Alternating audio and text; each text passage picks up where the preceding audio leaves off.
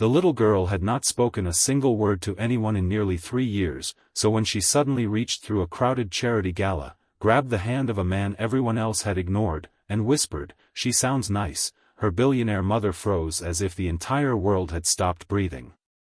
The man was a quiet janitor named Everett Hale, a former Navy SEAL who had spent years hiding behind a faded uniform and a mop bucket because he believed the hardest battles were the ones nobody could see. And the child who had refused every doctor, therapist, teacher, and stranger had somehow decided that he was safe. If you believe kindness can heal what money cannot, forgiveness can rewrite a broken past, hope can survive the darkest seasons, and everyone deserves a second chance, please like, comment, share, and subscribe to our channel and become part of our family and our community. The girl was 9-year-old Briar Whitmore, daughter of Celeste Whitmore, one of the most powerful women in the country and the founder of a global technology empire that had made her a billionaire before she turned 40. Newspapers called Celeste brilliant, fearless, and unstoppable, but none of those words mattered when she stood outside Briar's bedroom every morning holding a tray of untouched breakfast, listening to the silence behind the door. Briar had once been bright and endlessly curious. She had loved piano lessons, horseback riding, and making tiny paper houses for imaginary families. But after an accident 3 years earlier, something inside her had gone quiet. The doctors had called it trauma. Specialists had called it selective mutism. Therapists had offered different theories, different programs, different explanations. Celeste had paid for all of them. Nothing worked. Briar simply stopped speaking. That morning, Celeste had brought Briar to a children's literacy fundraiser at the Whitmore Foundation because she wanted her daughter to experience something normal. The event filled a magnificent glass-walled community center with sunlight, flowers, books, musicians, and families. Wealthy donors moved from table to table while volunteers carried boxes of donated books through the bright halls. At the far end of the building, Everett Hale quietly cleaned the floor near a children's reading area. He was 42, broad-shouldered, gray beginning to touch his temples, and almost invisible by design. Nobody looking at him would have guessed that years earlier he had served as a Navy SEAL, survived missions he never discussed, and carried memories that had taught him to recognize fear even when fear was hidden behind silence. Everett had taken the janitorial job after leaving military service because he wanted a life where nobody expected him to save anyone. He lived simply, worked honestly, and kept his past locked away. He had a teenage son, Callum, whom he raised alone after his marriage ended. Callum was the one person who knew how deeply his father struggled with what he had seen overseas. Everett never told his son every detail. He only taught him that strength was not about being the loudest person in a room. Strength was knowing when to sit beside someone who was hurting and stay there. Briar noticed Everett before anyone else did. She watched him kneel beside a small child who had dropped an entire stack of picture books. Instead of rushing the boy or scolding him, Everett patiently gathered every book, checked that none were damaged, and then helped the child put them back in order. Briar watched his hands. They were scarred. One finger carried an old crooked mark. His movements were careful rather than hurried. Something about him made her stare. Celeste noticed her daughter staring and gently tried to guide her toward the reading tables. Briar resisted. She kept looking toward Everett. Then a volunteer approached Everett with a problem.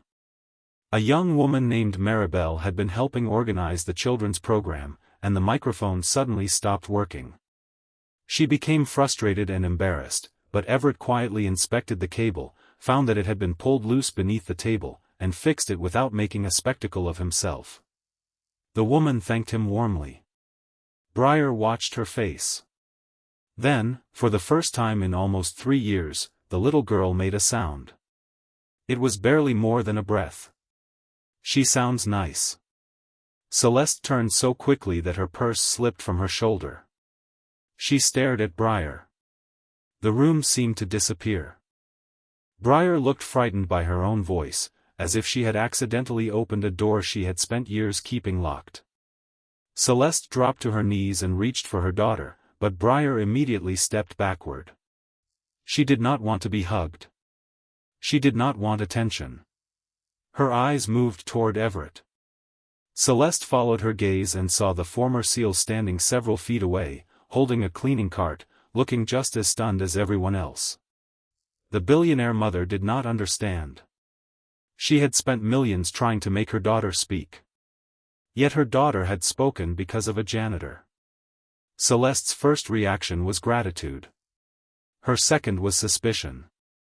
She approached Everett carefully and asked whether he had somehow spoken to Briar before. Everett shook his head. He explained that he had only noticed her watching the room and had deliberately kept his distance because children who were frightened should never be cornered.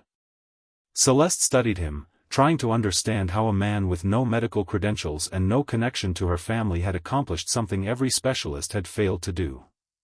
Then she noticed something else. Briar had walked closer to Everett. She was standing beside him. Not behind her mother. Not beside a therapist. Beside him. Celeste felt something painful twist inside her chest. She had always believed that if she could control enough variables, she could protect her daughter. Money had become her armor. Private schools, security teams, specialists, luxury hospitals, carefully planned schedules, and constant supervision had been her way of fighting a battle she could not accept losing. But Briar did not need another person trying to control her. She needed someone who understood that fear could not be commanded away. Over the following weeks, Celeste reluctantly allowed Everett to remain around Briar during Foundation events. At first, he simply worked. He never asked Briar to speak. He never praised her when she made a sound. He never treated her like she was broken. When she wanted to sit quietly, he sat quietly. When she wanted to draw, he brought paper. When she wanted to walk outside, he walked beside her without asking questions. One afternoon, Celeste watched from a distance as Briar sat beneath a tree drawing pictures while Everett repaired a broken wooden bench nearby. Briar eventually pushed her sketchbook toward him. He looked at the drawing and smiled. It was a picture of three people holding hands. Briar, Celeste, and Everett. Celeste felt tears gather in her eyes. But instead of walking toward them, she stayed where she was. For the first time, she realized that perhaps loving Briar did not mean standing between her and the world. Perhaps it meant giving her enough freedom to choose who felt safe. The turning point came during another daytime Foundation event several weeks later. Briar had been laughing softly with Callum near the children's garden when a large wooden display suddenly collapsed. The sound was sharp and violent. Briar froze. Her breathing changed. Her eyes became distant. The same terror that had silenced her years earlier seemed to return. Celeste rushed forward, but Everett reached Briar first. He did not grab her. He simply lowered himself to her level, placed his hand on the ground between them, and waited. He knew panic. He knew what it was like when the body remembered something the mind wanted to forget. Briar slowly looked at him. Everett stayed still. After several long seconds, she reached for his hand. The moment their fingers touched, Briar began to cry. Celeste had not seen her daughter cry like that since the accident. She rushed to them and knelt beside her. For a moment, mother and daughter held each other while Everett quietly remained close enough to help but far enough to let them reconnect. Later that afternoon, Celeste finally asked Everett why he understood Briar so well. He hesitated. Then he admitted that during his military service, he had lost people he loved because he had believed being strong meant suppressing fear. After leaving the service, he had spent years learning that survival was not the same thing as healing. He also confessed something Celeste had never expected.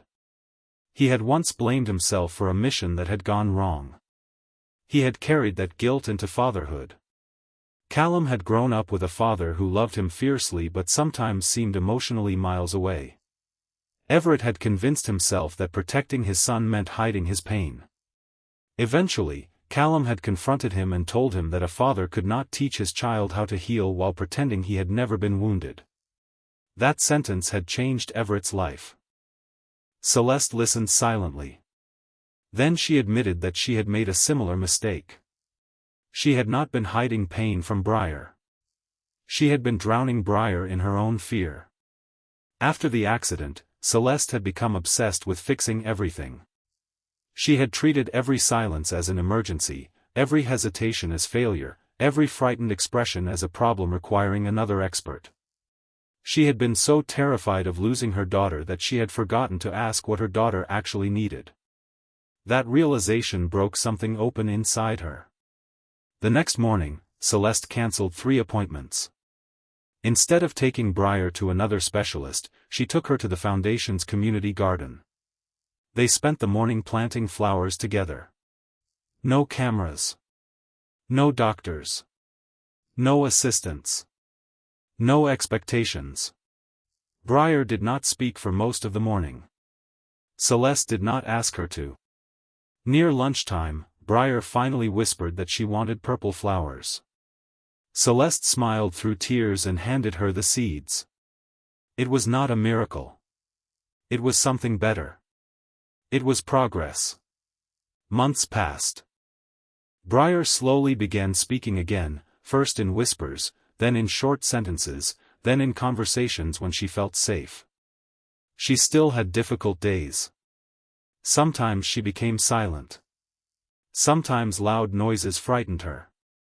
Sometimes she needed to sit alone. But now nobody treated those moments as failures.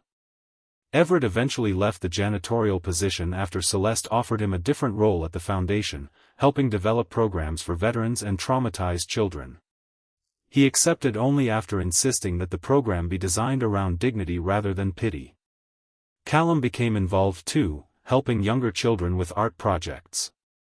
And Celeste changed in ways her employees noticed immediately. She stopped demanding instant answers. She started listening longer. She began funding mental health programs without putting her name on every building. She even learned to apologize without trying to buy forgiveness. One bright afternoon, nearly a year after Briar first spoke at the fundraiser, the foundation held a small garden celebration for families. Briar stood on a wooden platform holding a microphone. Celeste sat in the front row. Everett sat beside Callum. The crowd became quiet. Briar looked at her mother, then at Everett, then at all the children gathered around the garden. She spoke slowly, but clearly. She talked about being afraid. She talked about how people sometimes tried so hard to help that they forgot to listen. Then she looked directly at Everett. She explained that he had never asked her to become someone else. He had simply made room for her to become herself again. Celeste covered her mouth as tears streamed down her face. Everett lowered his head, overwhelmed. Briar then walked toward her mother. For a moment, Celeste feared she had done something wrong. Instead, Briar wrapped her arms around her. Celeste held her daughter tightly. There was no billionaire in that moment. No business empire. No security team. No headlines. Only a mother and her child, finally learning how to find each other again. Everett watched them with a quiet smile. He had spent years believing his greatest purpose had ended when he left the military. He had been wrong. Sometimes the people we are meant to save are not strangers on a battlefield. Sometimes they are broken families sitting quietly in bright rooms, waiting for someone patient enough to understand that healing does not begin with fixing. It begins with listening. And sometimes the person everyone overlooks is the one who sees what everyone else missed. Before the story ends, think about this: how many people around us are silent not because they have nothing to say, but because they are waiting to feel safe enough to say it? If Briar's journey means something to you, leave a meaningful comment about what this story taught you about patience, kindness, forgiveness, or giving someone the freedom to heal at their own pace. If this story touched your heart, please like this video, leave a meaningful comment, share it with someone who needs hope today, and subscribe to our channel so you never miss another emotional journey. Because sometimes love is not about finding the perfect words. Sometimes love is simply staying. Sometimes forgiveness means admitting that fear made you hold too tightly. Sometimes hope begins with one tiny whisper. And sometimes, the person who changes a life forever is the one everyone else was too busy to notice.